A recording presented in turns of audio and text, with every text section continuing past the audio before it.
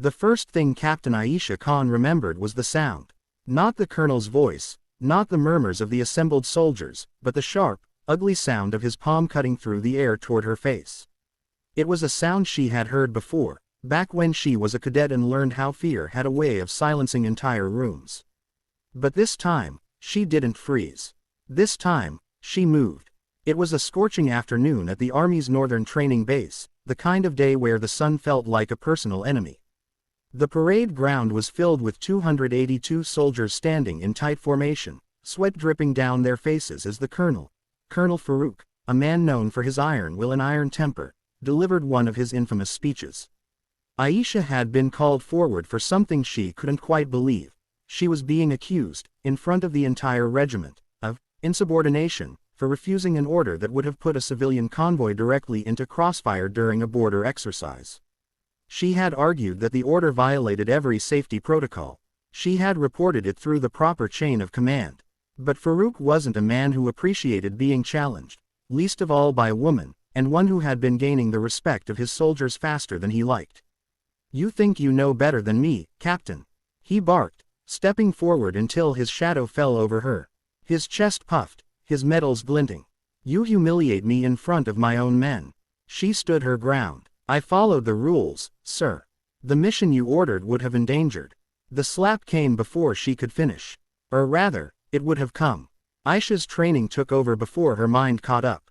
She caught his wrist mid-air, her fingers clamping around the tendons. Gasps erupted from the formation, every soldier in the square suddenly holding their breath. Farouk's face twisted in shock. "Release me, Captain," he hissed. But she didn't. Instead, she shifted her weight, stepped in, and in a single, fluid motion, just like she'd practiced in unarmed combat drills, she twisted his arm. The pop was loud enough for the first row of soldiers to hear.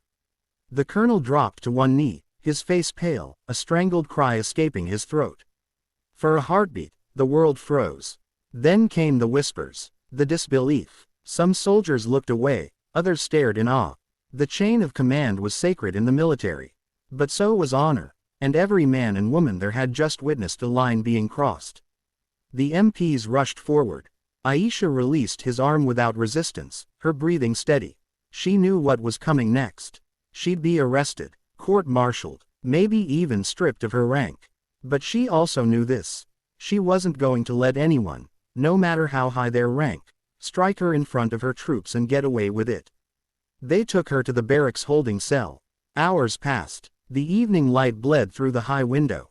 She thought about her father, a retired sergeant who used to tell her, "Courage isn't doing what's easy, Aisha.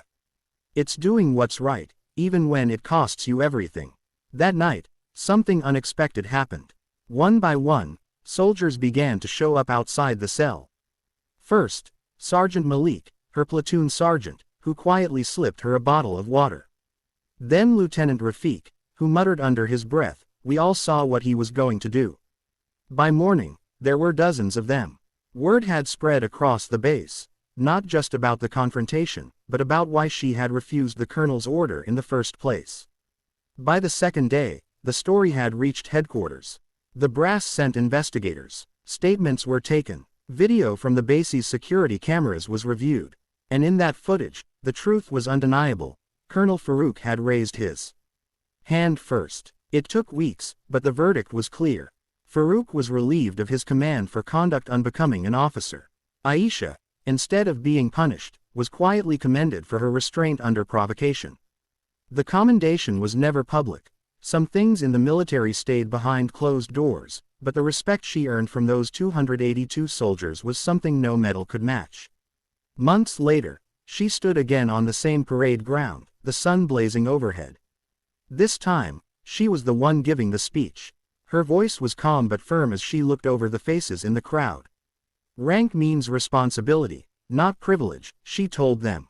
"It means leading with strength, but also with fairness. If you see something wrong, speak up. If someone tries to break you, stand your ground. Because courage isn't just about fighting the enemy out there." She gestured toward the distant mountains. "It's about standing for what's right, even when the battle is right here." The soldiers stood a little taller that day. And somewhere deep down, Aisha knew her father would have been proud. In the years that followed, the story of that afternoon became part of the quiet lore of the regiment, not officially recorded, but passed from one soldier to the next. They didn't tell it to glorify violence. They told it because it reminded them that honor is not about how hard you can hit. It's about how strong you can stand.